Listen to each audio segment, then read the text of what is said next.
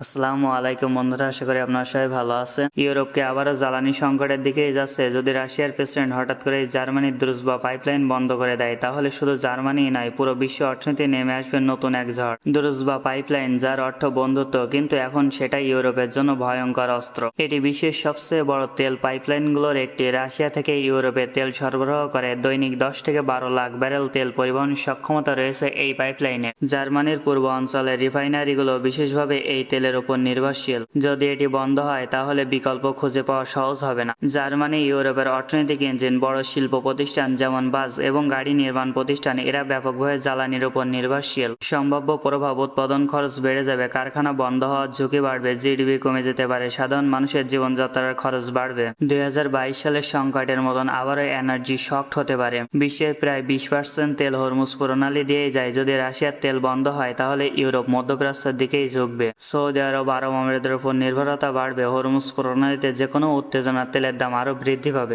রাশিয়ার সিদ্ধান্ত, মধ্যপ্রাচ্যের গুরুত্ব বৃদ্ধি পাবে, বিশ্ববাজারে অস্থিরতা দেখা দেবে। রাশিয়া ইউক্রেন যুদ্ধের কারণে রাশিয়া চাপে থাকলেও এখন তারা তেলকে অস্ত্র হিসেবে ব্যবহার করছে। ইউরোপকে চাপ দিয়ে নিষেধাজ্ঞা শিথিল করানো, রাজনৈতিক দর কষাকষিতে সুবিধা নেওয়া, এই সিদ্ধান্ত রাশিয়াকে কয়েকভাবে শক্তিশালী করবে। ইউরোপের উপর চাপ বাড়াবে, বিকল্প জ্বালানি খুঁজতে সময় লাগবে। রাশিয়ার শর্ত দিলে আলোচনায় বসতে পারবে। বিশ্ব অর্থনীতিতে বড় প্রভাব পড়বে। তেলের দাম বাড়বে, মুদ্রাস্ফীতি বাড়বে, উন্নয়নশীল দেশগুলো বেশি ক্ষতিগ্রস্ত হবে, বিশেষ করে এশিয়ার দেশগুলোও চাপের মধ্যে পড়বে। রাশিয়া এখনো পাইপলাইন বন্ধ করেনি, তবু বিশ্ববাজারে তেলের দাম ছুঁয়েছে $106 প্রতি ব্যারেলে। কারণ শুধু একটি খবর, রাশিয়া নাকি ইউরোপমুখী তেল সরবরাহ বন্ধ করতে পারে। এটা কি প্রমাণ করে না আজকের বিশ্বে তেল শুধু জ্বালানি নয়, এটি একটি ভয়ঙ্কর অস্ত্র। রাশিয়ার প্রেসিডেন্ট ভ্লাদিমির পুতিন সরাসরি কিছু ঘোষণা করেনি, কিন্তু জার্মানির দ্রুজবা পাইপলাইন বন্ধের সম্ভাবনা নিয়ে আলোচনা ফাঁস হয়েছে। আর এই সম্ভাবনায় বাজারে আতঙ্ক ছড়িয়ে দেয়। সরবরাহ কমে যাওয়ায় আশঙ্কা তৈরি হয়েছে। ফলাফল, দাম লাফিয়ে ওঠে $106। বাস্তবে সে ভয়ই বাজার নিয়ন্ত্রণ করছে, কারণ বিশ্ব এখন জ্বালানির উপর নির্ভরশীল। কয়েকটি রুটের উপর সবচেয়ে গুরুত্বপূর্ণ হলো হরমুজ প্রণালী।